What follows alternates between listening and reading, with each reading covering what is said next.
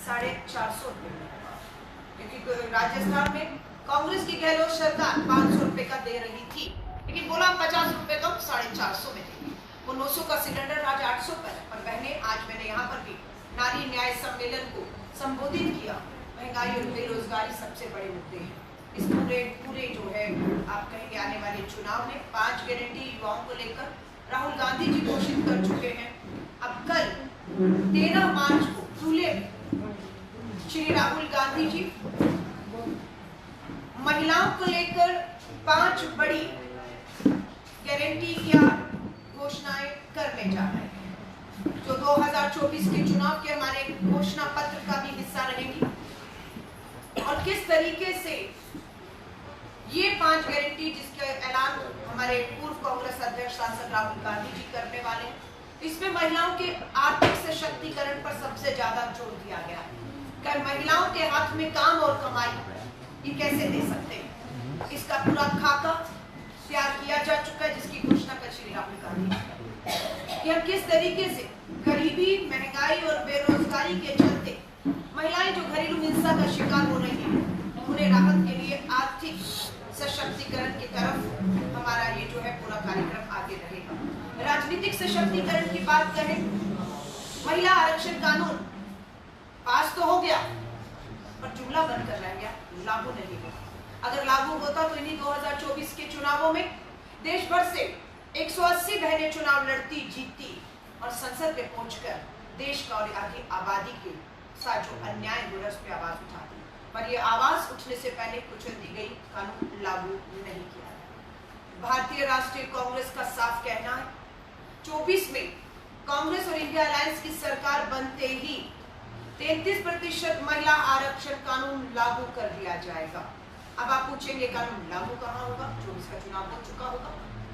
महाराष्ट्र, हरियाणा, आंध्र प्रदेश, उड़ीसा और दिल्ली ऐसे राज्य हैं जहां पर 24 के अंत के और 25 की शुरुआत में विधानसभाओं के चुनाव होंगे। ये राज्य वो चुनाव होंगे जहां पर महिला आरक्षण के तहत देश में पहला विधानसभा चुनाव हो रहा होगा और बहनें यहाँ से निर्वाचित होकर इन विधानसभाओं में पहुंचेगी। ये कांग्रेस का संकल्प है, क्योंकि राजीव गांधी जी ने पंचायतों में कहे, नगर निगमों में कहे, आज मेयर, पंच, सरपंच, महिलाएं 14 लाख बहनें, कांग्रेस की भी सोच है। महिला तो सुरक्षा देने के लिए घरेलू हिंसा कानून हो, दहेज हत्याएं हो, कन्या भ्रूण हत्याएं हो, इन सबसे राहत देने के लिए अगर सबसे सख्त कानून और निर्भया के दौरान भी सुरक्षा के लिए अगर कानून और फंड बनाने के लिए दुर्भाग्य कि पिछले 10 सालों में निर्भया फंड का 30% भी केंद्र सरकार ने इस्तेमाल नहीं किया। और इन सवालों के जवाब देने के लिए देश की महिला बाल विकास मंत्री को मीडिया के सामने आना चाहिए। जो सवाल हम पूछ रहे हैं कि क्या कारण है निर्भया फंड का 10 साल में 30% फंड भी पीड़ित बेटियों को, परिवारों को न्याय देने पर खर्च नहीं हुआ, उसके पीछे का कारण क्या है। किसान के ऊपर, क्योंकि राहुल गांधी जी की भारत जोड़ो न्याय यात्रा 5 न्याय पर आधारित है, युवा न्याय, नारी न्याय, भागीदारी न्याय, किसान न्याय और श्रमिक न्याय। किसान न्याय की बात करें तो 10 साल में केंद्र की सरकार की मंशा साफ हो गई कि 10 साल में किसानों को MSP न्यूनतम समर्थन मूल्य जो कानून देने की वादा था उससे वो मुकर गए, 10 साल पूरे हो गए। वायदा था 2022 में किसानों की आय दुगनी होगी, आय दुगनी नहीं हुई। कर्ज माफी का कर्ज माफ नहीं हुआ, किसान कर्ज में डूबा। वायदा था कि किसान का कर्ज माफ होगा, किसान आत्महत्याएं रुकेंगी, पर आज आंकड़े बताते हैं कि किसान की आत्महत्याएं कम नहीं हुई, बढ़ी है। इस अन्याय अत्याचार के खिलाफ आज फिर एक बार किसान का, देश का अन्नदाता दिल्ली की दहलीज पर बैठा हुआ, तानाशाह सरकार आविष्कार कर रही है। आधुनिक भारत में ड्रोन से किसानों के ऊपर किस तरीके से कामयाबी से सफलतापूर्ण आंसू गैस के गोले छोड़े जा सकते हैं, ये आविष्कार हुआ है, प्रयोग हुआ है। हरियाणा कोर्ट ने फटकार लगाते हुए हरियाणा और केंद्र की सरकार को ये कहा, मैं उसे कोट कर रही हूँ, कोर्ट ने जो कहा कि ये अन्नदाता है, कोई आतंकी नहीं है जो इन पे गोलियां बरसा रहे हैं। 700 किसान पहले शहीद हुए पहले आंदोलन में और अब 2 से अधिक किसान शहीद हो चुके हैं। भारतीय राष्ट्रीय कांग्रेस राहुल गांधी जी ने साफ कर दिया है, इंडिया अलायंस और कांग्रेस की सरकार बनते ही पहले 100 दिन में न्यूनतम समर्थन मूल्य किसानों को की जो मांग है उसे पूरा कर दिया जाएगा। एमएसपी पे कानून जो 10 साल से भाजपा की सरकार धोखा करती रही नहीं दिया, वो हम आते ही देंगे। ये महिला आरक्षण की बात है, किसानों के ऊपर एमएसपी के कानून की बात है। तीसरा, युवा न्याय, अग्निपथ भर्ती योजना जिसका भारतीय राष्ट्रीय कांग्रेस को जोड़ विरोध करती है।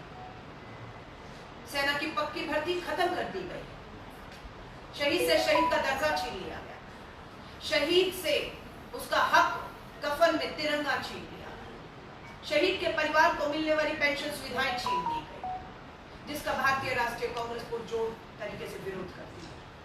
2 लाख के अधिक युवक जो कठिन शारीरिक और मानसिक परीक्षाओं से पास करके पक्की भर्ती का इंतजार कर रहे थे, लेकिन तुगलकी फरमान आता है कि पक्की भर्ती सेना की खत्म, ठेके की 4 साल की भर्ती शुरू कर दी गई है और इस ठेके की नौकरी को जिसे करना है वो करेगा।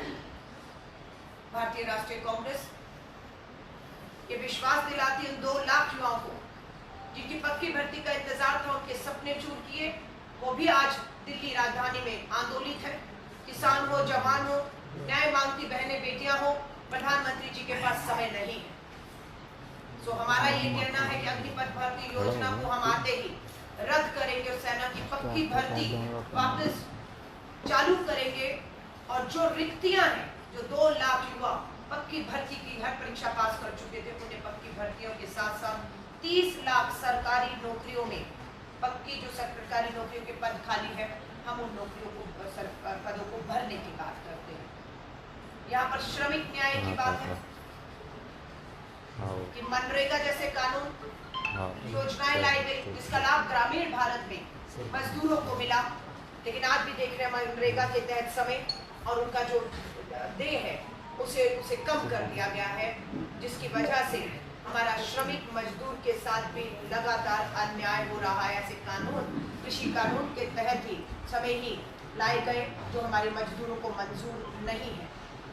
भागीदारी न्याय पे मैं अगर आती हूँ, भागीदारी न्याय साफ है, जो भाजपा को 10 साल में करना चाहिए था, जातीय जनगणना, उसको उन्होंने नहीं करवाया, जिसके लेकर भारतीय राष्ट्रीय कांग्रेस वचनबद्ध है। सत्ता में आते ही देश की जातीय जनगणना कराई जाएगी।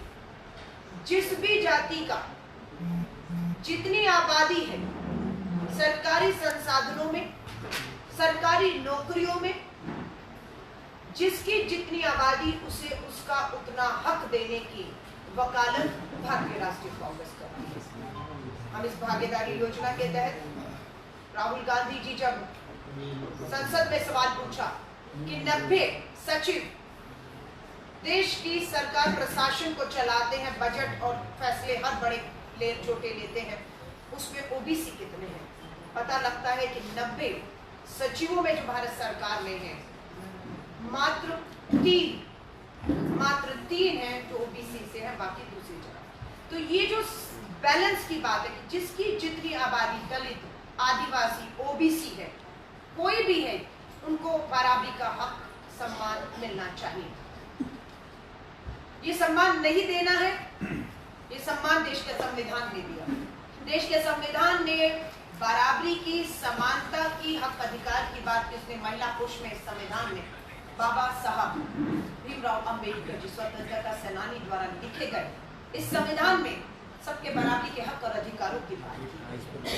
अमीर गरीबों, महिला पुरुष, जाति और धर्मों में भेदभाव नहीं है।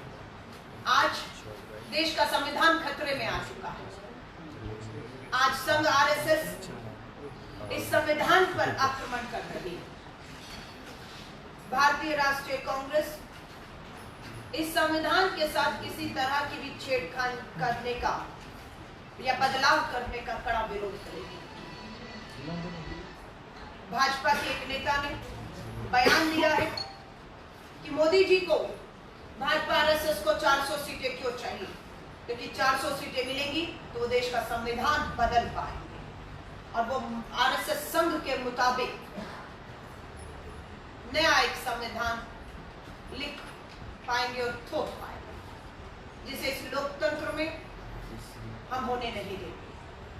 हम देख रहे हैं कि संविधान के भीतर मिले हक अधिकारों को चर्चा पर, कृषि कानूनों पर कोई चर्चा नहीं, थोप दिए गए देश पर तानाशाह सरकार को घुटनों पर लाया देश का किसान, कृषि कानून वापस हुए। आज इसी तरह हम देख रहे हैं कि बहुत से कानून तानाशाही तरीकों से संख्या बल पर लाकर देश पे थोपे जा रहे हैं, कहीं कोई लोकतंत्र नहीं। इसके उदाहरण है संविधान के साथ छेड़छाड़ करने का। One nation one election Shagufa छोड़ा गया है, पूर्व राष्ट्रपति को चेयरमैन बना दिया गया है। हाँ, चुनौती आ चुकी है कि देश चुनाव की दहलीज पर खड़ा है, 90 करोड़ मतदाता है, पूरा देश लोकसभा के चुनाव में जा रहा है। वन इलेक्शन कमीशन और वन सदस्य रहेंगे। एक सदस्य ने अभी, उनका कार्यकाल 2027 तक था।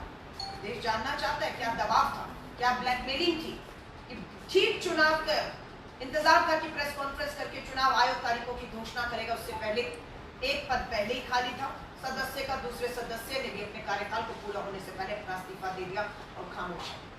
लोकतंत्र में ये गंभीर सवाल खड़े हुए हैं कि ये क्या खेल चल रहा है। चुनाव आयुक्त और मुख्य चुनाव आयोग की नियुक्ति का पैनल बनाया था 5 जजेस की बेंच कि अब मुख्य चुनाव आयुक्त और सदस्यों की नियुक्ति मात्र तानाशाही तरीकों से बंद कमरे में, सत्ता सरकार नहीं करेगी, इसमें नेता विपक्ष होगा, प्रधानमंत्री होंगे और मुख्य न्यायाधीश होंगे। तानाशाह सरकार ने संख्या बल पर पलट दिया उस फैसले को और मुख्य न्यायाधीश को नियुक्ति से बाहर करके अपने एक मंत्री को उसमें रख दिया, ताकि अब जो सत्ता चाहेगी वो खेल होगा। उसके बावजूद भी चुनाव आयोग के सदस्य इस्तीफा। इलेक्टोरल बॉन्ड को लेकर सुप्रीम कोर्ट का फिर हम धन्यवाद करते हैं। इस लोकतंत्र को जो तार तार करके हत्या की कोशिश एक के बाद एक हो रही है, संवैधानिक संस्थाओं में, चाहे चुनाव आयोग हो, चाहे सीबीआई हो, चाहे ईडी हो, चाहे इनकम टैक्स, ठीक चुनाव से पहले जिस तरीके से इनका दुरुपयोग और बढ़ गया, ऐसा नहीं कि 10 साल में नहीं हो रहा था, 10 साल में हो रहा था, लेकिन और बढ़ गया क्योंकि सामने चुनौती देता हुआ देश का अन्नदाता, किसान, युवा, आदि आबादी, महिलाएं जो त्रस्त है वो खड़ी हैं। इसलिए अपनी हार को देखकर संविधान को तार तार करते हुए ये हर हथकंडा अपना रहे हैं। सुप्रीम कोर्ट के आदेश आया एसबीआई को कि 6 तारीख तक, मार्च तक उन्हें किसने किसको कितना चंदा दिया, बदले में सत्ता ने, सरकारों ने चंदा लेने वालों को क्या लाभ दिया, उस सब चीजों का खुलासा होना। लेकिन एसबीआई केंद्र सरकार के दबाव में 30 जून का समय मांग रही थी, सारा चुनाव खत्म हो जाता। यही कहा गया था, प्रधानमंत्री जी याद दिला रहे हैं, नोटबंदी की काला धन आएगा, देश के चुनावों में टेरर फंडिंग, ड्रग्स फंडिंग, काला धन लगता है, इन सबको लेकर आपने नोटबंदी की। लेकिन आज स्विस बैंक में पहले से अधिक पैसा जमा हो गया। स्विस बैंक की जानकारी जिनको देनी थी वो तो दे नहीं पाए, ऊपर से एसबीआई को ही जानकारी देने से रोकने पर आ गए। देखिए कितना फर्क आया है। जो स्विस बैंक में पड़े खातों में काले धन की जानकारी देने के नाम पर वोट लेकर आए थे, वो एसबीआई में ही किस पूंजीपति ने, किस राजनीतिक दल को, किस मकसद से कितना चंदा दिया और बदले में क्या लाभ लिया, ये देश के लोकतंत्र में जानने का राइट टू इंफॉर्मेशन, सूचना का अधिकार कानून के तहत है, जिसे इन्होंने छीना। सुप्रीम कोर्ट का फैसला आ चुका है, स्वागत है, इंतजार है, हर एक की नजर है। चुनाव आयोग को आदेश हुआ है एसबीआई से सारी जानकारी लेकर 24 घंटे के अंदर भाजपा पूरी तरह बेनकाब होने जा रही है। इसीलिए यह हथकंडे 10 साल तक एक कानून आएगा, वो कानून सीए कानून आएगा, इसको लेकर पूरे देश में इन्होंने हर तरीके का ध्रुवीकरण करने की कोशिश की। राजधानी दिल्ली से आती दंगों की आग में जली उस आंदोलन में दिल्ली, पूरे देश का माहौल खराब किया इन्होंने, पर 10 साल तक सिर्फ एक जुमला बनाकर रखा। आज चुनावों की तारीख घोषित होनी है, तो इन सभी मुद्दों से ध्यान भटकाने के लिए इलेक्टोरल बॉन्ड, चुनाव आयोग में क्या चल रहा है, सीबीआई, इनकम टैक्स, ईडी और आपकी किसान आंदोलन, हमारे सरहद पे खड़ा जवान पक्की भर्ती वापस मांग रहा है सेना की। महिलाओं के साथ हो रहे बलात्कार अत्याचारों पे तो जवाब नहीं है। इस तरह का चुनाव से पहले एक कानून एक नोटिफिकेशन लाकर दोबारा देश का माहौल खराब करना चाहते हैं भारतीय राष्ट्रीय कांग्रेस। और राहुल गांधी जी की यात्राओं का सिर्फ एक मकसद था, पहले भारत जोड़ो यात्रा की कन्याकुमारी से कश्मीर के लाल चौक तक तिरंगा सबको एक रखते हुए ले जाने में हम कामयाब हुए, भारत को जोड़ने में कामयाब, जोड़े रखने में कामयाब हुए, मैं ये कहूँगी। और भारत जोड़ो न्याय यात्रा भी आज सफल हुई है। अंतिम पड़ाव है, आज गुजरात से महाराष्ट्र प्रवेश कर गई है। कल 13 तारीख को श्री राहुल गांधी जी धुले में महिलाओं की 5 गारंटी की घोषणा करने जा रहे हैं। 22 राज्य 23 शहरों से होकर आई हूँ। हर बहन को आधी आबादी को इन घोषणाओं का इंतजार है, क्योंकि भाजपा के जुमले वर्सेस कांग्रेस की गारंटी पर लोगों को ज्यादा विश्वास है।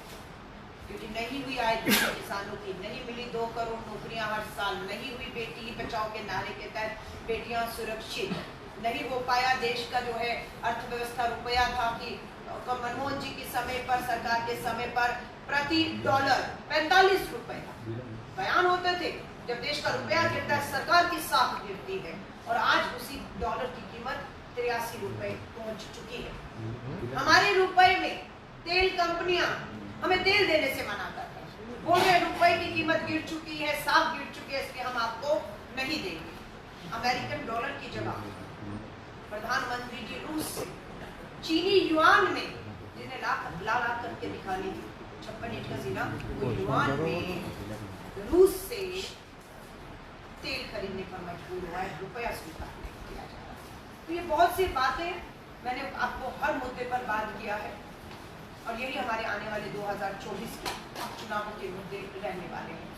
मैं आप सभी पत्रकार साथियों का धन्यवाद करती हूँ। आपके कोई भी सवालों जो लगता है कि मेरी प्रेस वार्ता में मैंने नहीं संबोधित किए, मैं उत्तर में उनका सवाल का स्वागत